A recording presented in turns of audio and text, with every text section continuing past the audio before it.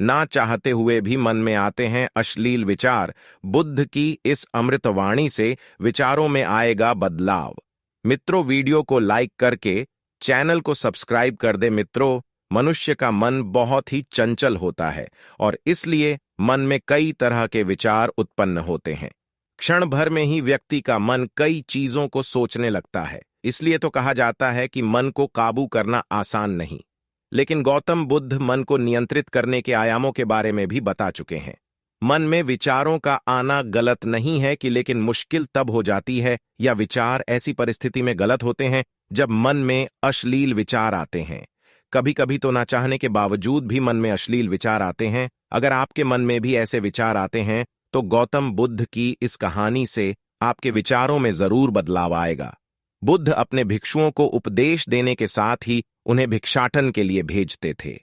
एक बार उन्होंने अपने भिक्षु भरत को भिक्षा लेने के लिए एक श्राविका के घर भेजा।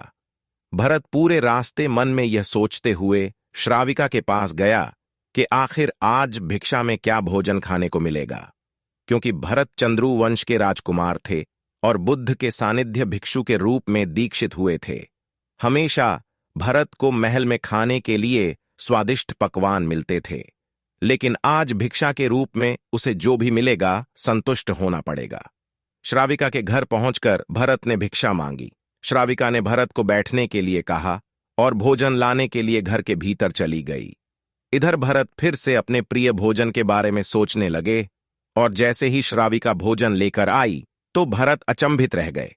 भरत ने देखा कि श्राविका ने उनके लिए उनके पसंदीदा पकवान परोसे हैं और अपने प्रिय भोजन को देखकर वह खुश हो गए।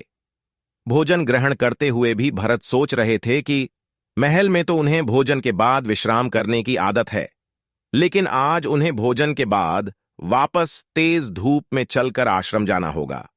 लेकिन भोजन के बाद श्राविका ने भरत को कुछ समय के लिए विश्राम करने का आग्रह किया। भरत फिर से खुश हुए कि आखिर आज उनके मन की सारी इच्छाएं कैसी पूरी हो रही है। इसके बाद भरत कुछ देर विश्राम करने लगे, लेकिन विश्राम करते हुए भी लेटे लेटे वह सोचने लगे कि आज तो मुझे भोजन के बाद विश्राम करने को मिल गया, लेकिन ऐसा रोज रोज नहीं होगा।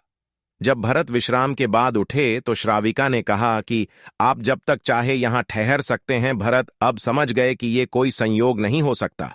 उन्होंने श्राविका से कहा कि मुझे क्षमा कीजिए, क्या आप मेरा मन पढ़ सकती हैं? श्राविका ने हां में उत्तर दिया और कहा कि हां, मैं मन पढ़ सकती हूं। शुरू में यह कठिन था, लेकिन फिर मैंने स्वयं के मन विचारों को देखना शुरू किया। पहले मेरे विचारों की संख्या अनगिनत हुआ करती थी। इसके बाद मैंने विचारों पर ध्यान केंद्रित देखने लगी। बिना इस तरह से धीरे धीरे मेरे मन में विचारों की संख्या कम होती गई और सारे व्यर्थ विचार दूर हो गए। इसके बाद से ही मैं दूसरों के मन में चल रहे विचार को पारख लेती हूं। हालांकि श्राविका की बात सुनकर भरत घबरा गए। इसके बाद भरत ने श्राविका से आज्ञा ली और आश्रम के लिए निकल पड़े। रास्ते में भी भरत फिर से मन में आए विचारों का स्मरण करने लगे कि श्राविका के बारे में उसके मन में अश्लील विचार भी आए थे। श्राविका ने उसे भी जान लिया होगा, वह मेरे बारे में क्या सोचती होगी। भरत खुद को लज्जित महसूस कर रहे थे। भरत ने आश्रम पहुंचकर गौतम बुद्ध से कहा कि अब मैं कभी भिक्षाटन के लिए नहीं जाऊंगा।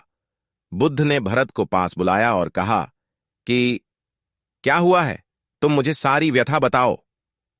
भरत ने सारी बातें बुद्ध को बताई। इसके बाद बुद्ध ने कहा कि अगले 1 हफ्ते तक तुम भिक्षाटन के लिए उसी श्राविका के घर पर जाओगे, लेकिन तुम्हें इस बात का ध्यान रखना होगा कि कल भिक्षाटन के लिए जाते हुए तुम अपने चित्त को पूरे होश में रखना। तुम्हारे भीतर क्या विचार उठे उन पर ध्यान केंद्रित करना और यह भी ध्यान रखना कि तुम्हारे मन में कौन सी वासना उठ रही है। तुम कल इन सभी चीजों को ध्यान में रख कर जाना और इसके बाद मुझे वापस आकर बताना। अगले दिन भरत भिक्षाटन के लिए गए। बुद्ध के बताए अनुसार वह पूरे रास्ते अपने होश को जागृत रखते हुए चल रहे थे। जब श्राविका का घर आया तो भरत ने भिक्षा मांगी। उसके भीतर कोई वासना नहीं थी और ना ही कोई विचार उत्पन्न हो रहे थे, क्योंकि उसने अपने मन को पूरी तरह जागृत रखा था। भरत ने भिक्षा ली और आश्रम चला गया। भरत ने बुद्ध को प्रणाम किया और कहा कि आज उसे जिस आनंद की अनुभूति हुई वह पहले कभी नहीं हुई।